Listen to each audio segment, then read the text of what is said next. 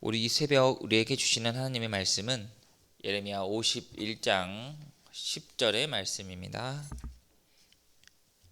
예레미야 51장 10절의 말씀 제가 봉독해 드리도록 하겠습니다. 여호와께서 우리 공의를 드러내셨으니 오라 시온에서 우리 하나님 여호와의 일을 선포하자. 아멘. 할렐루야.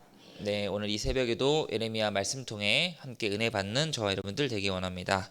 오늘도 함께 말씀 들어가기 앞서서 옆에 분들을 보시면서 평화 인사 나누도록 하겠습니다. 주님의 평화를 빕니다. 주님의 평화를 빕니다. 네, 이제 우리는 예레미야 마지막을 향해 나아가고 있습니다. 예레미야 50장에는 이제 하나님께서 바벨론을 직접 심판하시겠다는 계획이 나오게 되고요. 오늘 51장에는 하나님의 심판이 어떻게 임하는지에 대해서 잘 나타나 있습니다. 오늘 51장에 보게 될 바벨론에 임하는 하나님의 심판은 그 무엇보다 강력하고 하나님의 살아계심을 보여주는 동시에 세상에 죄악된 길에 들어서게 되면은 우리가 어떠한 결과를 맞이하게 되는지 잘 보여주고 있습니다. 우리가 잘 아는 대로 이 바벨론이라고 하는 나라는 세상에서 그 어떠한 나라보다 가장 강력한 나라였습니다.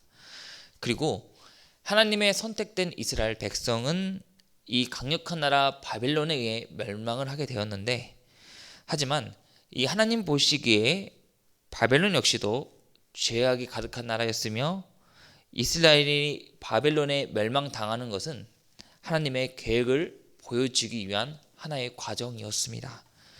그런데 바벨론은 이러한 사실을 모른 채 우리가 너무 세상 가운데 힘이 세서 우리가 위대해서라고 스스로를 교만하게 여기며 이 이스라엘 백성들을 마구 짓밟고 악행을 저질렀습니다.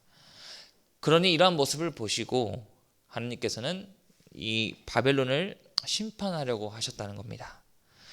오늘 지금 나오게 될 하나님의 심판을 통해 우리가 알 수 있는 것은 무엇이냐? 하나님을 믿지 않고 이 세상에 강력한 것과 또 세상 가운데 악을 행하는 그러한 모습은요, 결국에는 하나님이 심판을 하신다는 것을 우리가 깨닫게 될 필요가 있습니다. 그러면 오늘 이 51장은 우리에게 어떠한 교훈을 주는지 함께 말씀을 더 살펴보도록 하겠습니다. 먼저 1절에 여호와께서 이와 같이 말씀하시되 보라 내가 멸망시키는 자의 심령을 부추겨 바벨론을 치고 또 나를 대적하는 자 중에 있는 자들을 치되라고 합니다. 1절에 여호와께서 이와 같이 말씀하시되 라는 표현은요, 이 하나님께서 지금 중요하게 말씀하시는 뭔가가 있다는 것을 알려주고 있습니다. 그러면서 심령을 부추겨라고 말씀하고 계시는데, 이 심령을 부추겨라는 말은요, 하나님께서 강한 바람을 일으켜 바벨론을 치실 것이다. 이 강한 바람을 일으켜 내가 강력한 심판을 할 것이다 라는 예고를 보여주고 있습니다. 왜냐하면 이 당시 강한 바람이 바벨론에 불어닥치면 이 바벨론은 순식간에 모든 것이 메마르게 되는 상태를 만들 수 있기 때문입니다. 1절 하반절에 또 나를 대적하는 자 중에 있는 자를 치되라는 뜻은 하나님 편에 서지 않고 이 바벨론 편에 서 있는 자들 또한 하나님께서 가차없이 심판하시겠다는 의미를 담고 있습니다. 이 당시 이 바벨론은 가장 강력한 힘을 가진 나라였습니다. 그런데 이 강력한 나라 앞에 이스라엘 백성들이 다른 한편으로 생각하기에는 우리는 연약하기 때문에 세상의 강력함을 우리가 의지하고 나아가면은 우리 역시도 세상 가운데 우리 살 길을 찾을 수 있겠구나라는 이 잘못된 생각을 가지게 되었다는 것이죠. 하지만 이 하나님께서는 오늘 1절에 뭐라고 말씀하시느냐? 내가 가차없이 강력한 바람을 일으켜 너희들을 치겠다라고 경고하고 계십니다. 이 1절에 나와 있는 하나님의 경고와 심판을 통해서 우리가 깨달을 수 있는 사실은요, 아직도 많은 그리스도인들이 하나님을 믿으면서도 여전히 다른 마음 한쪽에는 하나님을 의지한다고 고백은 하나 이 세상의 것을 더 의지하려는 모습을 우리가 깨달을 수 있습니다. 오늘 이 1절을 통해 우리가 다시 한번 깨달을 수 있는 사실은 하나님을 믿으면서도 여전히 내 안에 버리지 못한 다른 무언가가 있다라면 결코 그 두 마음은 하나님 보시기에 아니라는 것을 우리에게 보여주고 있습니다. 그 다음 2절입니다. 내가 타국인을 바빌론에 보내어 키질하여 그의 땅을 비게 하리니 재난의 날에 그를 에워싸고 치리로다 라고 합니다. 2절에 바벨론에 보내어 키질하여 라고 합니다. 여러분 키질이 무엇인지 아실까요? 이 사진을 한번 띄워주시면 이 키질은요 타작된 곡식의 나달을 교화 분리하는 작업을 가리키고 있습니다. 우리가 흔히 키질을 잘 해야만 이 쭉정이는 날아가고 알곡은 남게 되어 있습니다.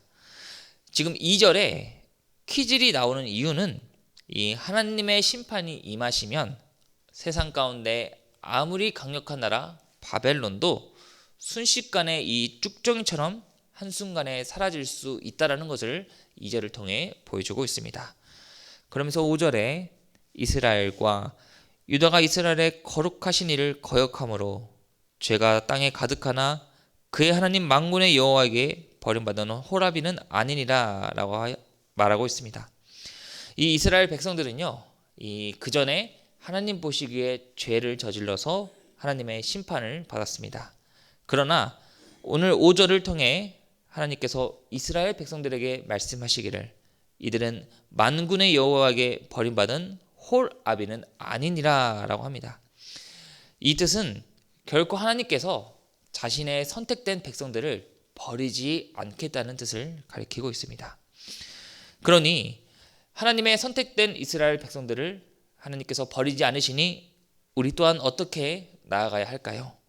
우리가 아무리 세상 가운데 절망적이고 어려운 순간이 오더라도 하나님이 함께 하시면 우리는 다시 일어날 수 있다는 것을 기억하시길 바랍니다. 하지만 바벨론은요 여전히 하나님을 몰랐고 그리고 바벨론을 더 의지하는 이스라엘 백성들도 하나님의 살아계심을 깨닫지 못하였습니다. 그러면서 이 바벨론의 현 상태의 모습에 대해서 7절은 이렇게 설명하고 있습니다. 바벨론은 여호와의 손에 잡혀 있어 온 세계가 취하게 하는 금잔이라 뭇 민족이 그 포도주를 마심으로 미쳤도다라고 합니다. 이 바벨론은 하나님께 나아가는 자들이 아닌 세상의 금잔에 취하는 자들이었습니다. 우리가 흔히 금잔이라고 하면 던져도 쉽게 깨지지 않을 단단한 잔처럼 보일 수 있습니다. 하지만 그 당시 금잔은 이 흙으로 만든 잔이었고 겉에 금만 발라놓는 잔이었습니다. 그래서 던지면은 쉽게 깨지는 잔이었습니다. 이 다시 말해서 바벨론이 지금 모습으로 봤을 때는 세상 가운데 강해 보이고 그리고 위대해 보이나 이 하나님이 심판하시면 결국에 쉽게 깨질 수 있는 잔처럼 아무것도 아니라는 것을 우리에게 보여주고 있습니다. 그러면서 오늘 9절과 10절에 하나님의 심판이 받게 될 이 바벨론의 모습에 대해서 이렇게 나오고 있습니다. 우리가 바벨론을 치료하여도 낫지 아니한즉 버리고 각기 고향으로 돌아가자. 그 화가 하늘에 미쳤고 궁창에 달하였음이로다. 여호와께서 우리의 공의를 드러내셨으니 오라 시온에서 우리 하나님 여호와의 일을 선포하자라고 말하고 있습니다. 바벨론은 이제 더 이상 치료가 불가능하니 남은 이스라엘 백성들이여 얼른 하나님께 돌아가 하나님의 일을 선포하자. 여호와 하나님의 일을 우리가 믿고 나아가자라고 예레미야 선지자는 외치고 있다는 사실입니다. 말씀을 마치도록 하겠습니다. 이 바벨론과 또 바벨론을 의지하는 남은 이스라엘 백성들은요, 이러한 하나님의 경고와 심판에도 불구하고 하나님을 의지하지 않고 세상의 것을 더 가지려고 취하였습니다. 이렇게 이 바벨론을 더 좋아하는 사람들의 모습을 통해 우리 그리스도인 또한 하나님과의 행복, 세상에서의 행복을 우리가 잘 구별해야 할 필요가 있습니다. 어떻게 보면은 우리가 세상 가운데 좋은 곳을 여행하고 또 좋은 집에서 또 맛있는 것을 먹고 행복을 누리는 것도 중요합니다. 하지만 오늘 말씀은 세상에서의 행복이 하나님보다 높아서는 안 된다는 것을 우리에게 강하게 경고해주고 있다는 사실입니다.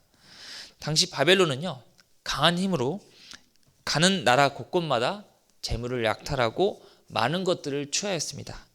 그리고 악을 행하였습니다. 그런데 오늘 우리가 기억해야 될 사실은, 분명한 것은 아무리 세상 가운데 많은 것을 누리고 많은 것을 가졌어도 그게 인간에게 영원한 행복을, 인간을 구원하지 못한다는 사실을 기억하시길 바랍니다. 우리가 살아가는 세상은요, 여전히 방심하면은 다른 무언가의 마음을 빼앗기기가 참 쉽습니다. 우리가 핸드폰을 잠깐만 들여다봐도 이 핸드폰 안에 너무나 재밌는 것들이 많이 있습니다. 하지만 오늘 우리가 다시 한번 기억해야 될 사실은, 이 인간의 주는 기쁨은 영원하지 않다는 사실. 하나님의 심판이 임하는 순식간에 인간의 업적은 아무것도 아닌 사실을 우리가 반드시 기억하시면서, 결국 우리가 붙잡고 나아가야 할 것은 하나님의 말씀, 또 하나님께 나아가는 기도와 또 하나님의 은혜라는 것을 우리가 다시 한번 기억하시면서, 오늘 하루를 나아가는 저와 여러분 모두에게 하나님께 더 가까이 나아가는 저와 여러분들 되기를 간절히 소망합니다. 기도하겠습니다. 신실하신 하나님 아버지, 우리는 언제나 하나님이 함께 계심을 믿고 하나님의 인도하심을 받고 살아야 되는 줄